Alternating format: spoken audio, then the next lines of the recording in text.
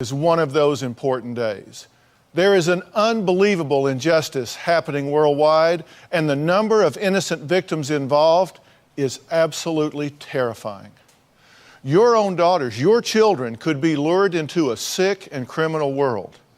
There are 27 million people, many of them children, that are being traded for sex and for hard labor, all against their will. And you're probably thinking, what's this got to do with me? Let me tell you, the internet has become a fertile ground for luring runaways, kids that just want to make connections. Last year, slave traders made more money, get this, more money than the profits of Google, Nike, and Starbucks combined. More than $32 billion. And of the numbers of people sold for sex and labor, it's climbing. It's just going up and up and up. Don't assume someone else is going to handle this. Someone else is going to change this. Today, you're going to find out what you can do to make a difference. There is a new documentary film called Call Plus Response, featuring some of Hollywood's leading actresses who feel passionate about this problem. Take a look. Trafficking of people is the fastest growing crime on the planet. You're talking about hundreds of billions of dollars. Women are taken and gang raped into submission until they're completely broken, and then they're put into the brothels. I went to Mumbai and I met these girls who were rescued from brothels. And they turned around and told me, you cannot get out of this place ever because they've sold you and they've gone. So the girls that they're using to buy in the forced sex trade are actually getting younger and younger and younger. They were 16, 15. They've been coming down to 7 and even age 3. You can do yum yum and good? You're good? The pimp sells them to a client who takes them to a hotel. They can be raped by up to 40 different men. And you can do boom boom? Boom boom is okay? And then they're taken back to the pimp who has their hymen sewn and sells them again. There are more slaves in our world today than were extracted from Africa during 400 years of the transatlantic slave trade. There are cartels and various groups of people who cooperate across borders to traffic people, and this has to stop. The system is vast, it is ruthless, and it's lethal. Well, one of the people speaking out to bring awareness to this issue is a woman you may know from the big screen. She's worked with several of Hollywood's leading men: Brad Pitt in Legends of the Fall, Sean Connery and Richard Gere in First Night, Harrison Ford and Greg Kinnear in Sabrina.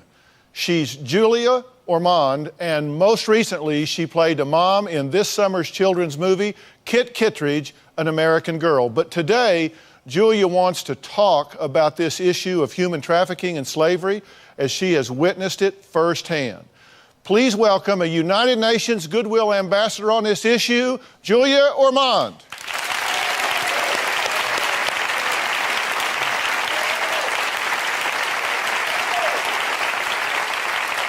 How are you? Good to see you.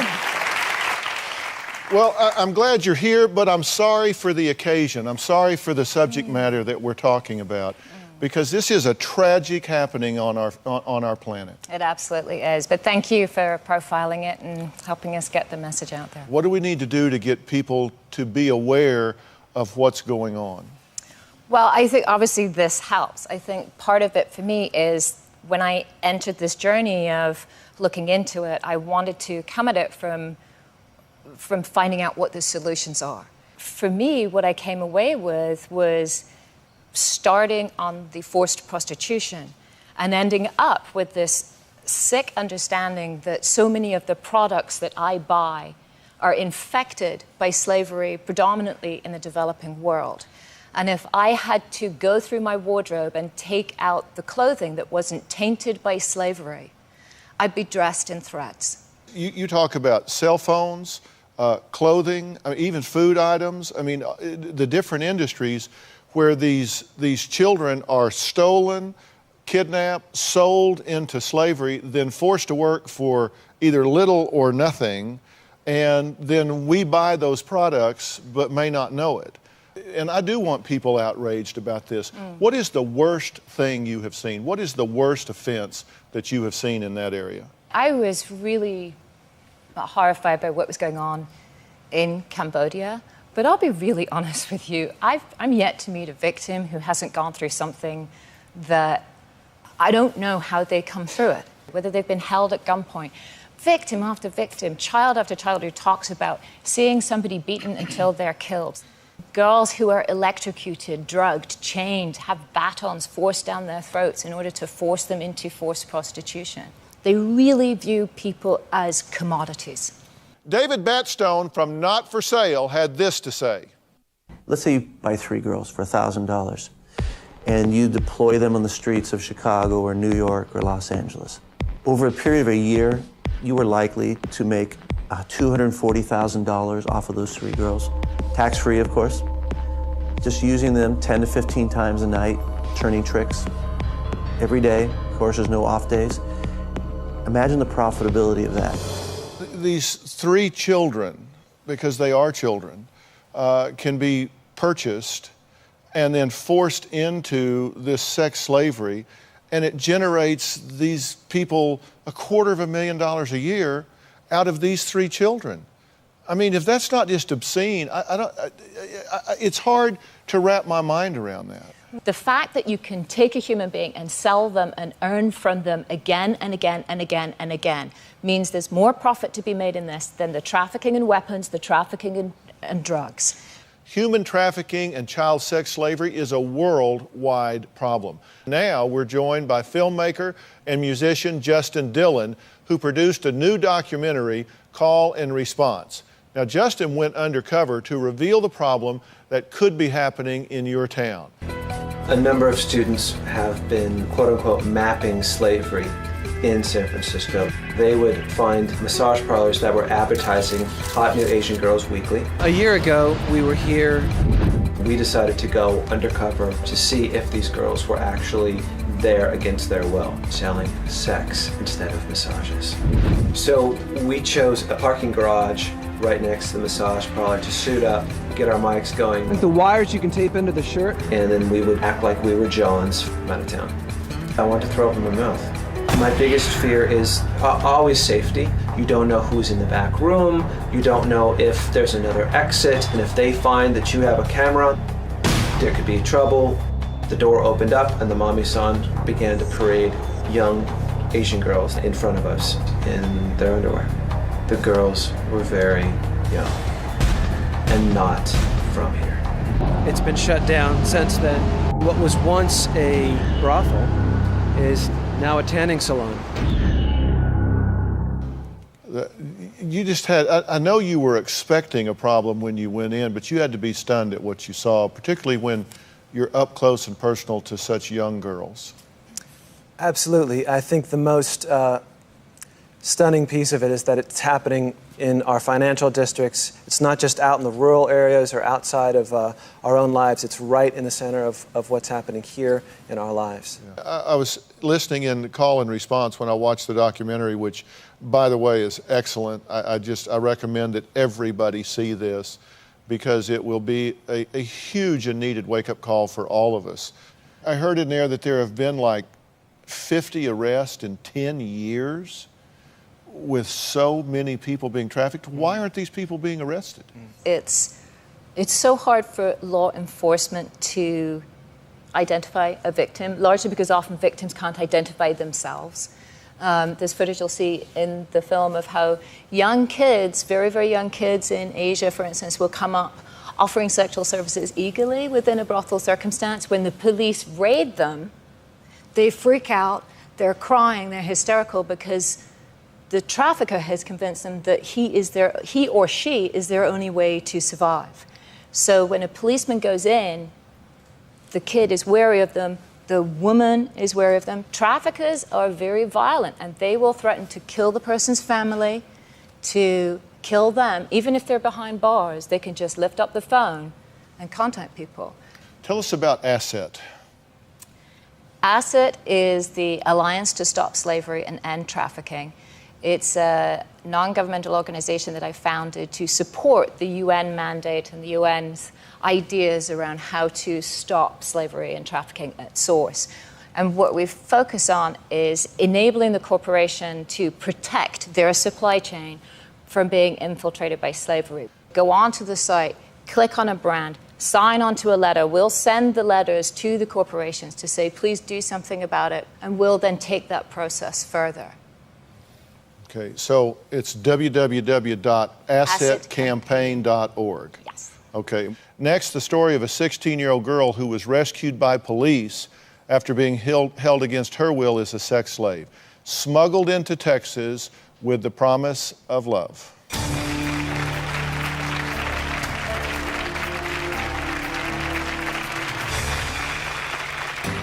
They would take my victim into this room. This is where they were making her perform as a sex slave.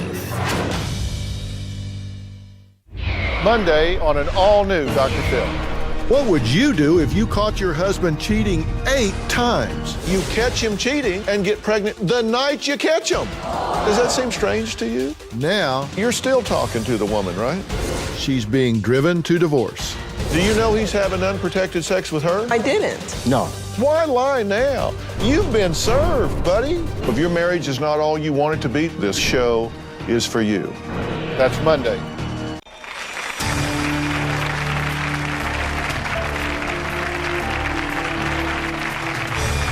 The problem of human trafficking and sex slavery is happening right here in the U.S. It's happening in Washington, in Michigan, Pennsylvania, and in Phoenix. Recently in Texas, police found a 16-year-old girl who was locked in a house and forced to sell herself 5 to 6 nights a week.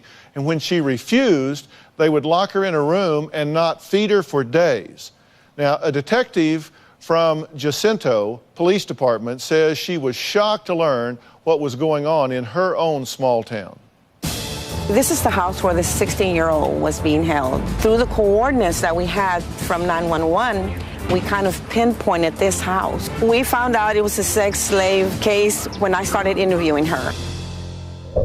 She was smuggled to this country by the suspect, and he had promised love and marriage, and he had a fat wallet, a fancy SUV, and baited her into the United States. He brought her to this house right here. The suspect's mother immediately told him, you've got to put her to work as a sex slave. She had to have sex for $75 a customer. I was very shocked to hear that this was happening in Jacinto City. These people are dangerous. This is the Club Guerrero right here. This is where they had my victim working as a sex slave. It's closed. They would take my victim into this room. This is where they were making her perform sex acts. The most shocking thing that she told me was that when she did not want to perform sex acts, she would get whipped and placed in a room with a padlock, and they wouldn't feed her for days. And I still feel teary-eyed when I think about her. There's no getting out of it unless you get rescued like this little girl. Well, FBI Special Agent Maritza Conde Vasquez is here to discuss cases just like this one. Now, they're actually accessing some of these kids through Craigslist and getting into chat rooms, finding people all over the internet, right? That's correct. And that's what I want people to understand is our children are in these websites. They get lured, they get promised things, and then once they get their hands on them, then they can isolate and exploit them. Yes, I summarize it as the traffickers is selling a dream. Whether if it's an illegal immigrant, they're selling the American dream. If it's domestic children, they're selling, a good life, pricey clothes, a better lifestyle, because most of these kids on the domestic side are runaways. Right. Are neglected children, are often abused children, that they were not protected at home. They see in this trafficker their protector. You were just in Houston, and we're talking about these cantinas, which are kind of legitimate-looking places from the street. What did you find down there? It's another world. A dozen, maybe 20 girls just waiting to be sold for sex. We talked to one girl in Houston who said the only time that she was ever been outside of the premises was during Hurricane Ike. Only time she'd been outside the premises? Yes, in 2 months. The person who deals with serious runaways is Ernie Allen from Center of Missing and Exploited Children, he gets 800,000 calls a year. And he thinks between 100,000 and 300,000 of those kids are kids who end up in child prostitution in America. The thing that we have to do is not arrest those girls and treat them as criminals, but go after the pimps and recognize that a 12-year-old who's arrested in America for prostitution is actually a trafficking victim, and she needs services, she needs support, she needs intervention and help. We often go and rescue a girl even when we don't have a chance of prosecution. And that's never been seen before in any type of other violations by law enforcement, because we realize it needs to be a victim-centered approach. We can't be arresting girls. We can't be putting them in jail. We need to provide them with the services that they need. Right. All right. Julia, thank you so much for coming and talking about this. And your website is www.assetcampaign.org. Yeah. Right? And so we'll put a link to that on our Thank website you. so they can do it. So I appreciate you so much for being here. Thank you.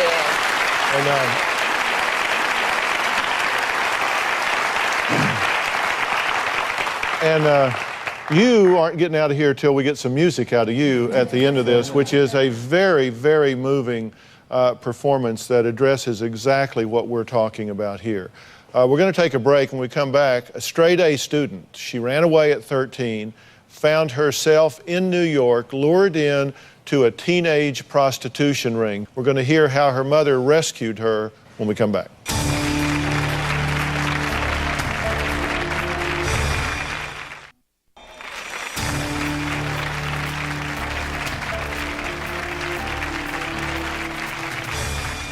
Well, some reports say that at least 100,000 kids in the United States are sold for sex each year. This is not just a statistic for my next guest. Tiamba was doing well in school, loved at home, but early teen rebellion led her to running away from home when she was just 13 years old. Tiamba was then lured into the seedy underground world of child prostitution. Tiamba maintained the honor roll. She was an excellent student. She entered the 6th grade, but something started changing. Tiamba ran away, and it took a turn for the worse. I don't remember how I really got to New York, but I met a guy. He seemed pretty decent. So that night, he took me to an underground strip club. Next thing you know, he hit me. He told me I had to strip, have sex for money. I was scared, so I just did what he told me to do. I was devastated, not knowing where she was. One night I said, I'm going to run away. The pimp and his friends, they chased me down the block, and they took me to a building. And, they beat me. I tried to get away, but they grabbed me and said, "You're not going anywhere." Tiamba was missing for 11 months. I was told by police it would be unsafe, but I had to act to bring my child home. I had made the right phone call, and word passed on to the person who had held my daughter captive. I said, "Her mother is here, and I want my daughter." I was giving up all hope, sitting in the dark in my car at a train stop in New York, and then finally my car door opened. And it was Tiamba. What did it mean to you when that car door opened?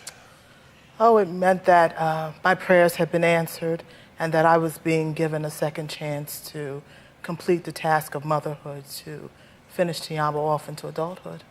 Now, tell me what happened the first time you actually had sex for money. I was already in New York for at least 3 months, and I ended up on a phone chat line, and I met a person off of there. I basically went with him to his house because he said he needs to get something. And as I walked in, I noticed he had a couple of females in there. But when it was time that I felt like I was ready to go, he wouldn't let me leave. He slapped me and said, "You can't go anywhere." And I said, "Why?" He said, "Because you can't."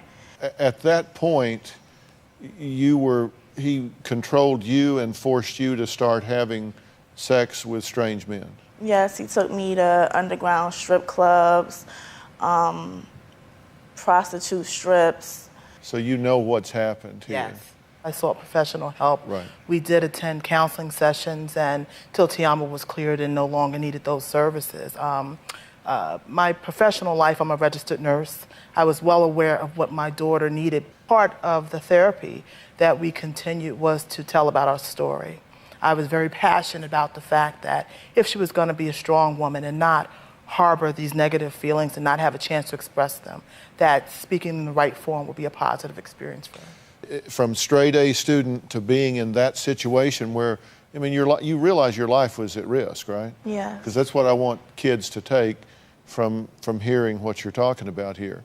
Also joining us in the audience is the founder of Shared Hope International. Now, Linda Smith says these traffickers know exactly how to identify and target vulnerable children.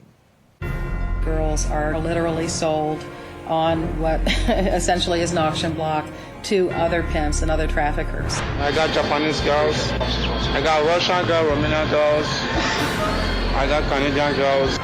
They'd asked me to procure another boy, but they wanted him as young as possible. As young as 10. As young as 8. The youngest I've ever seen was 6 years old.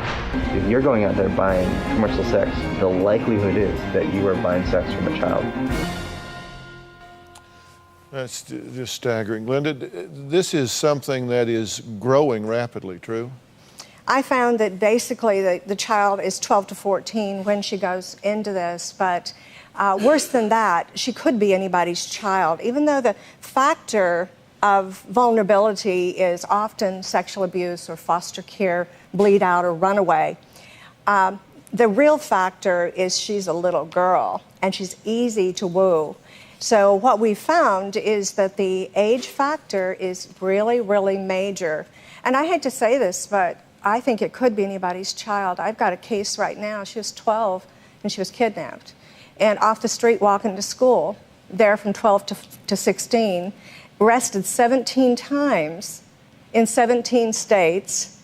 Her buyer, sometimes with her, was walked, never was arrested. We could not find literally any cases where the man buying the child was arrested and put in jail for buying. I am just outraged by this. I'm just outraged by this. Who are the buyers? If there weren't buyers, there wouldn't be sellers. Who are the buyers? What we found is that the open market allows the sale of children in the United States. And they're everybody's husband, father, and this really bugs people when I say it. Could be anybody's son. Because if there's no pushback, which there isn't. I mean, if we've investigated America and pretty well not found any of the buyers arrested, there's no pushback. I'm coming to the conclusion after 3 years, if there weren't a buyer, there wouldn't have a seller, and you hang just a few guys, and pretty high-level guys that we're discovering are using kids, and you know what? The rest of them are going to be like the crows that won't go to the corn when they see a few dead ones hanging over it. And I think we have to do that.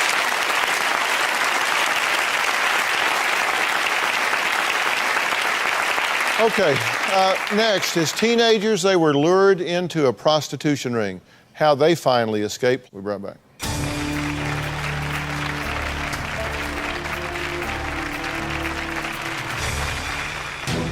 Turned my first trick when I was 17. Greg immediately put me to work on the street. He ran one of the largest prostitution rings on the West Coast.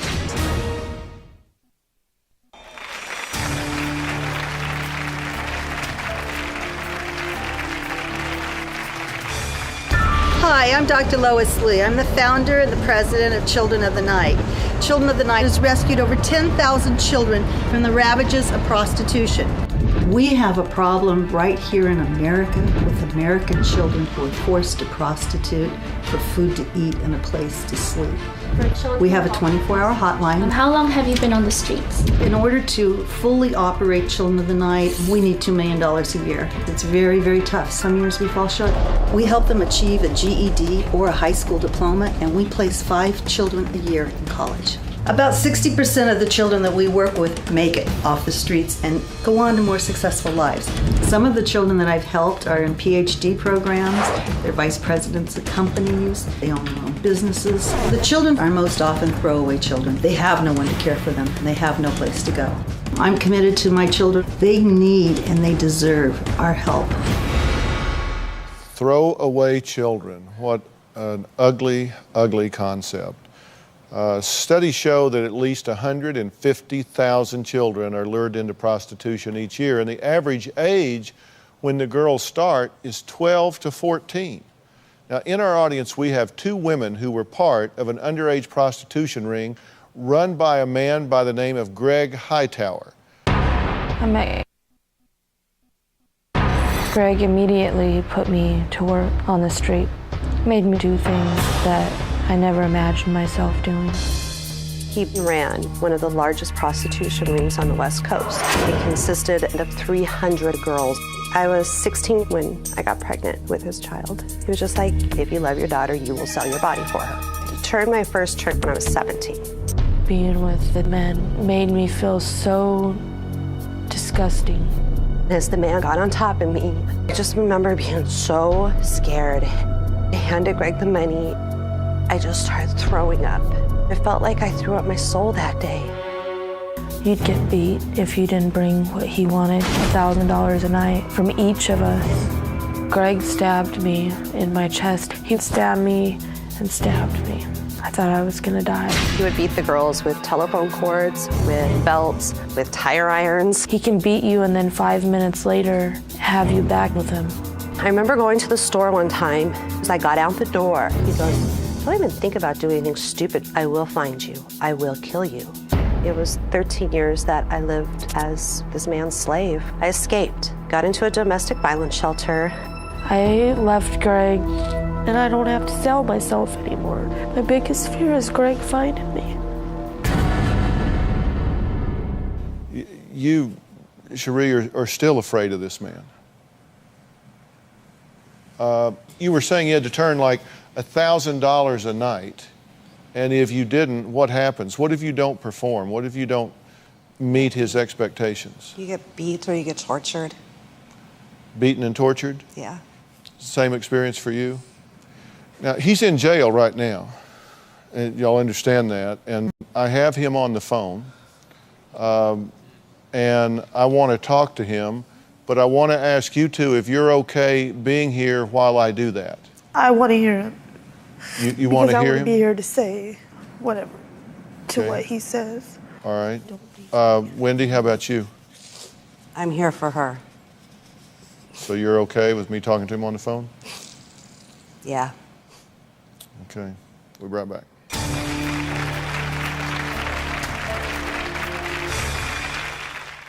Monday on an all-new Dr. Phill. What would you do if you caught your husband cheating 8 times? You're still talking to the woman, right? No.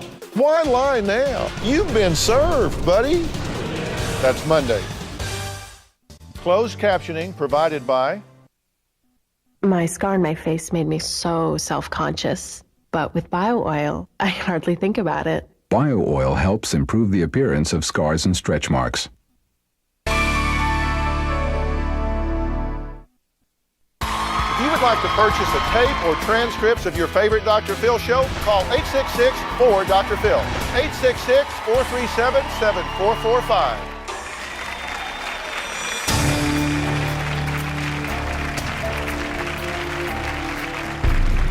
Greg immediately put me to work on the street when I was 14 years old. He's very scary. Turned my first trick when I was 17. I was so scared. He built and ran one of the largest prostitution rings on the West Coast. As I say, Greg Hightower is in jail right now. He's pled guilty to prostitution charges, and he has agreed to talk to me today. Greg, are you there? Yes, I'm here.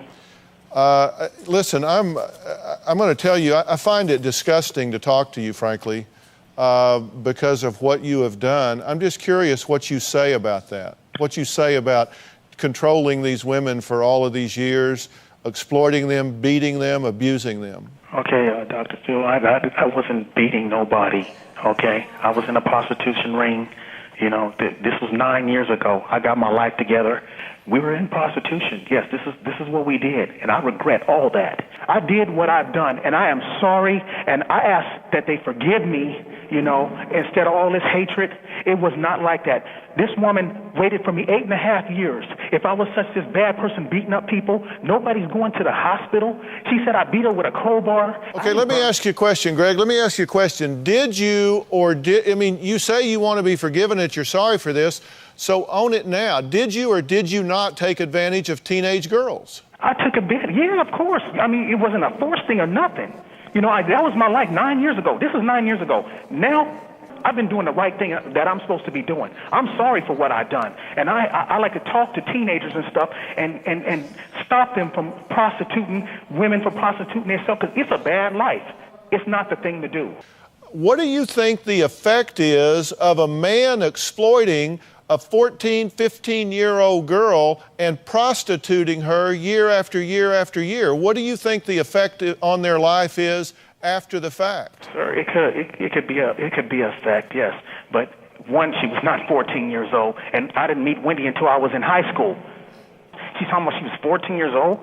How much did you make off of these girls a night? Oh my God, she's talking about $1,000, $2,000 a night. I didn't see nothing like that. It was not no $1,000 a night. It's $300 or $400 a person. That's about it. Okay, so $600 or $800 a night. Yeah, I wasn't no big rich time. I mean, they make me out to be somebody like Guido the Killer Pimp or something. Well, we're talking about $600 to $800 a night prostituting two girls. I mean, does that? Sometimes, like I said, it's not a forced thing. You know, I bettered my life. I know it's wrong. Is there anything you want to say to Greg on the phone while I'm here? Nothing? Nothing you want to say? Wendy? Nothing you want to say? Okay.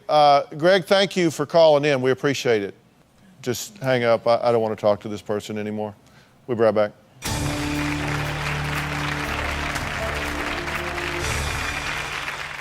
DrPhill.com, brought to you in part by... Nails won't grow? Help make short, brittle nails grow longer with Nutrinel Growth Formula plus green tea antioxidants. Get healthier looking longer nails with Nutrinel. Travel consideration provided by... Close shave. Barbasol. Better buy Barbasol, Mom. With 7 great flavors, better buy Barbasol. If you want to be in the audience for Season 7, get on DrPhill.com, click on Be in the Audience, and call 323-461-PHIL, 323-461-7445. We'll see you in the audience.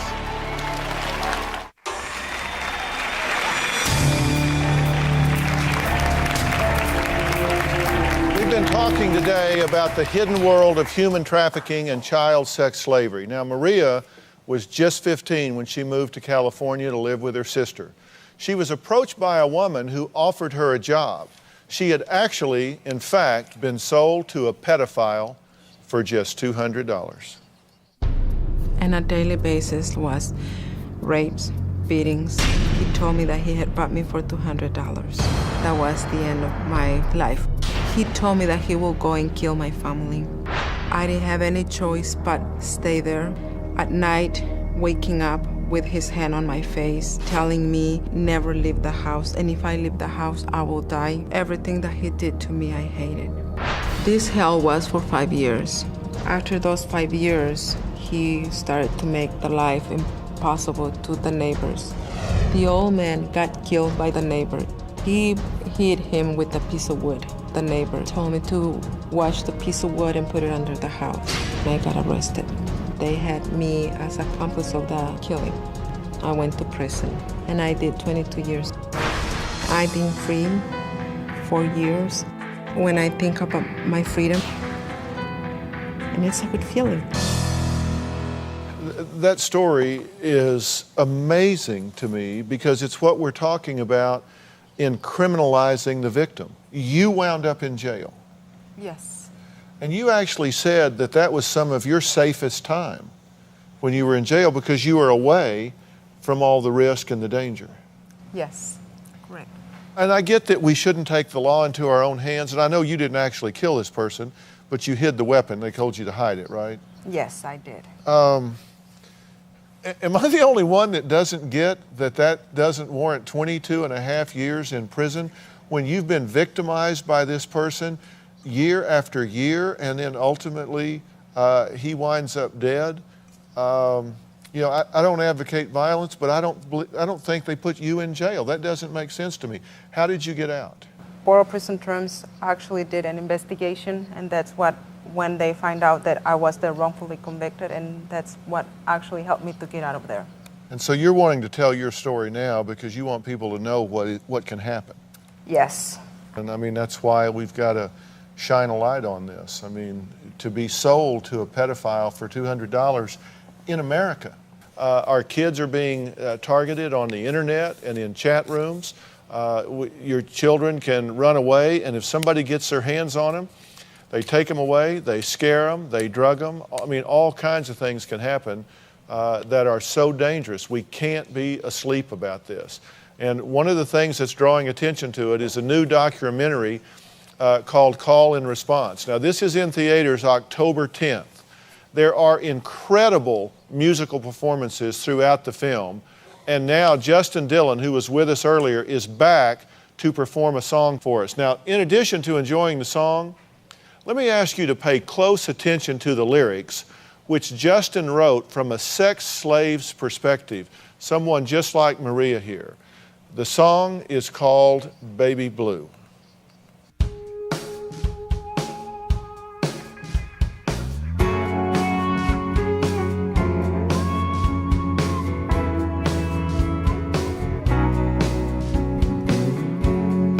Up in my room, eclipsed by many moons, dressed in my costume, baby. Photos on the wall of ones that have it all. The girls, the boys will call, baby. It's impossible to fight when you work a hard day's night. This is not my voice, this is not my choice. This is somebody's, baby. They don't know my age, they don't know my name. They just call me Baby Blue. Baby Blue.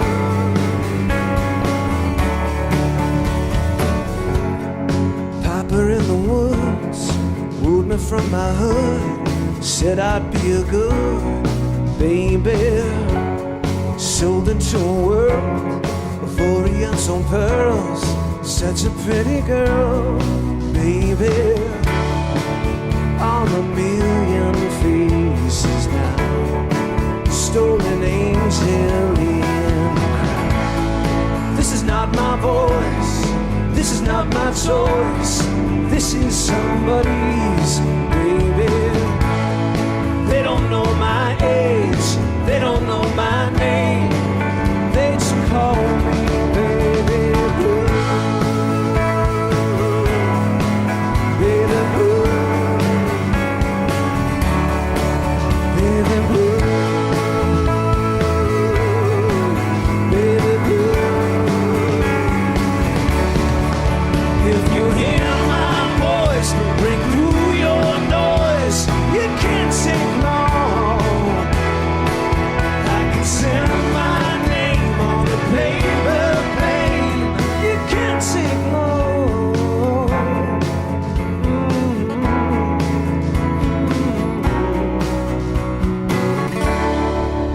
Sri Lanka, Kathmandu, I'm in New York City. This is not my voice, this is not my choice. This is somebody's, baby. They don't know my age, they don't know my name. They just call me Baby Blue. Baby Blue.